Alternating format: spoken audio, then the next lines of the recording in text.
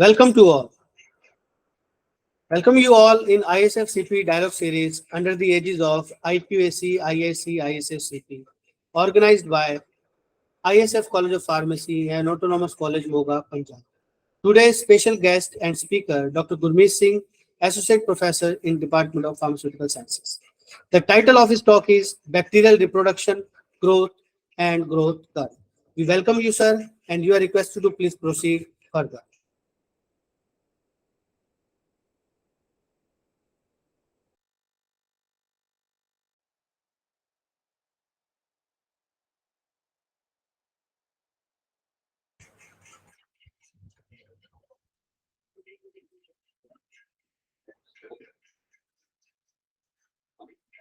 Okay, thank you, sir. Thank you, Siddharth sir, for inviting me for this lecture series. So let's start with my title, that is Bacterial Reproduction, Growth and Growth Curve of Bacteria. So in this presentation, we will discuss about three things. First is bacterial reproduction, how bacteria reproduce, and second is how bacteria grow, and last is the growth curve of the bacteria we will discuss. So first of all, we will discuss about the bacterial reproduction.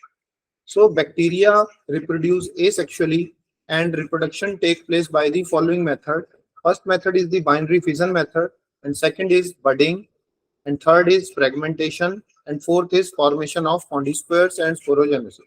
So all these methods will be discussed one by one. So first method is the binary fission method. So in this method, the microorganism multiply asexually, process of the cell fusion, which results in the division of the cells into two or more vegetative cells. This is important point, that is the division of the cell into two or more vegetative cell is called as the binary fission. Most of the bacteria multiply by transverse binary fusion, that is divided into two equal parts. The circular chromosome divided into two identical circles which segregate as apostate end of the cell. So simultaneously, the cell wall is laid down in the middle of the cell, which finally grow to produce the two new cells, each with its own cell wall and nucleus. So this is called as binary fusion.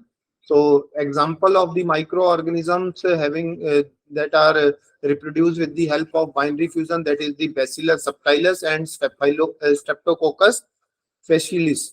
And with the help of this diagram, you can easily identify that what is the binary fission. First number one is the parent cell, and that parent cell is duplication of the DNA in the second stage, and in the third stage the cytoplasmic division occur, and last stage both the cells are divided with each other and having their own nucleus and cell wall. Next method is the budding. It is also very interesting method. In case of budding, a process in which small bud develop at the one end of the cell is called as budding. Okay, as shown in this diagram, you can easily clarify that one yeast cell is there, then bud formation in the second stage, and in the third stage new bud is completely developed, and after that the chain of the bud is formed, and finally the division of the cell is occur. So number of the buds are enlarged, eventually developed into a new cell which separate from the parent. Example of this budding is Rhodo, Pseudomonas acidophila, and Hypomycobacterium vulgara. So these are the examples of the bacteria that are developed with the help of budding or reproduced with the help of budding. Next is the fragmentation. So in case of fragmentation, the bacteria may produce extensive filamentous growth and reproduced by the fragmentation of the filaments into the small bicellary or onion cocoid cells. Each filamentous grow and form new cells. Example is Nocardia species. So you can easily explained or discussed with this diagram. So in this diagram, one bacteria is fragmented into the other bacteria, and after that the fragmentation, the bacteria again grow and make a new microorganism or bacteria. So this is called as fragmentation method. And last is the reproduction method is the formation of condispores. So in this method, what happens? The streptomyces are related bacteria produce many spores per organism by developing cross walls at the hyphae tip. Each spores develop a form of new cell. So as shown in this diagram, in this the upper part is called as conidas or spores that are spores are formed with the help of this hyphae and aerial hyphae and cornispores. So after that, these spores are germinated again and make a again microorganism having a hyphae, and again this process is ongoing for unlimited when the media is not reduced or less quantity in the given system. So after that, once everybody clear about what is the reproduction, so in this reproduction, number of the microorganisms are grown in with the help of different methods. So we will all discuss in the previous slide binary fusion, budding, fragmentations, and cordinosperms. And next part is the growth. How this bacteria grow in the given medium. Okay, so bacteria need media for their growth. So for their growth, the bacteria required a number of the media, different media. So what is the meaning of growth? An orderly increase in the cellular constituents. Increase of the mass may not really reflect the growth, and growth is followed by the cell division, resulting in the increase in cell number. This is very important point. The growth is followed by the cell division.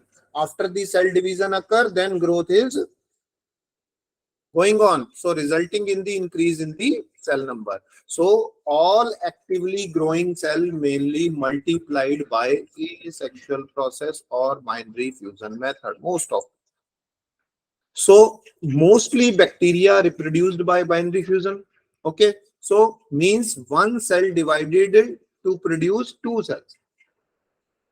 One cell is divided to produce two cells. So as per this this theory, so one cell is divided into two cell is divided into four cell is divided into 8 cell. So in this case, the formula is 2 raised to the power n. So in this case, n is the number of generations. N is the number of generation. So in this number of generation, each succeeding generation, assuming no cell death, double the population. For example, n is the number of generation. So each succeeding generation, assuming no cell death, means the double the population of the microorganism or bacteria in the given system. So the total, or we can say that total number n at the end of the given time period would be expressed as n is equal to 1 multiplied by 2 raised to the power n. Means the total number of the microorganism in the given system, that is denoted with the help of capital N. So this is our first equation, for example. Okay.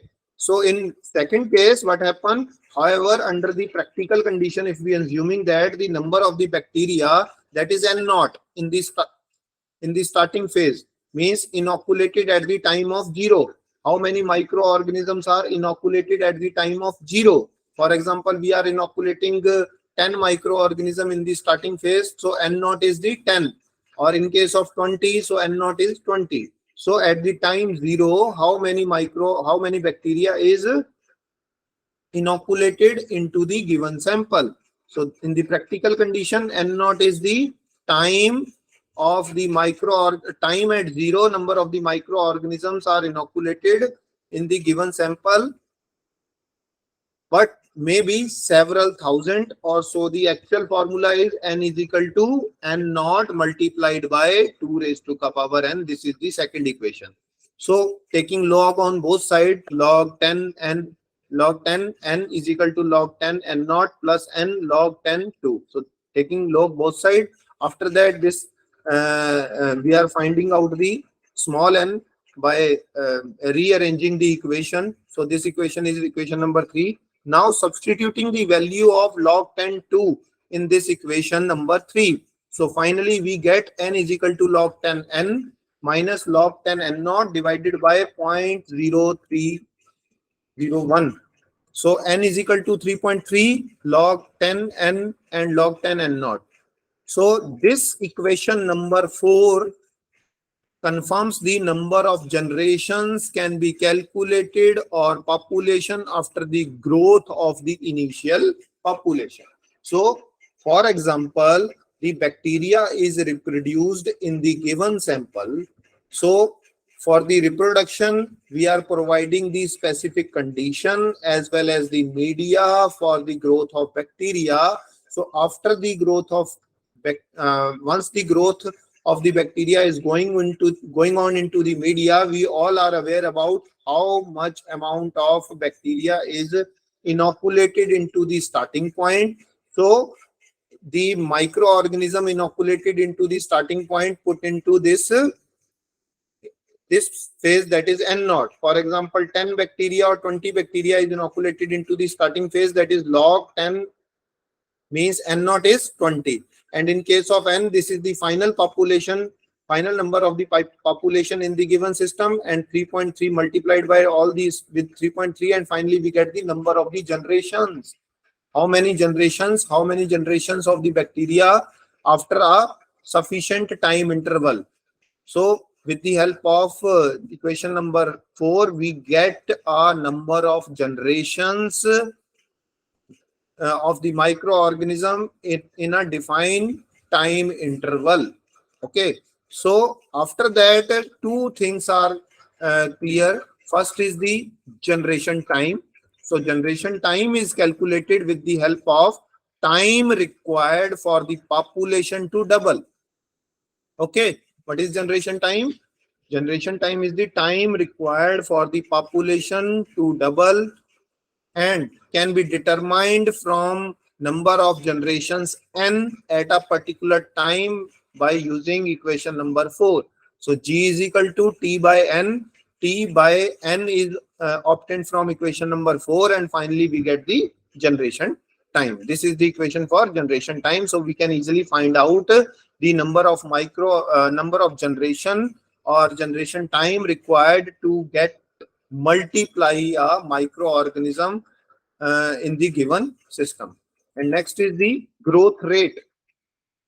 During the exponential phase, growth rate means number of generation per hour is termed as R, which is reciprocal of G. Reciprocal of G means reciprocal of generation time. So R is equal to G over T. Put the value of G in this equation, and finally we get this equation, that is R is equal to 3.3 log 10 n minus log 10 n naught divided by T. So these are the two main equations that are used to calculate the generation time as well as generation rate of the microorganism in the given system.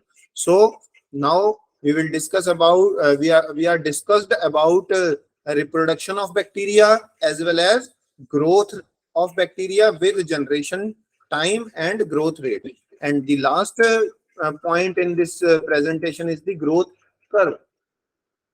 So in growth curve of bacteria, normally growth curve of bacteria can be determined by inoculating a small number of bacterial cell into the suitable culture medium and counting the bacteria at regular interval. Okay, so when the logarithm of the viable cell are plotted against time on a graph paper, it gives a typical curve called as bacterial growth curve or growth cycle of the bacteria. So the curve has 4 phases. First phase is lag phase.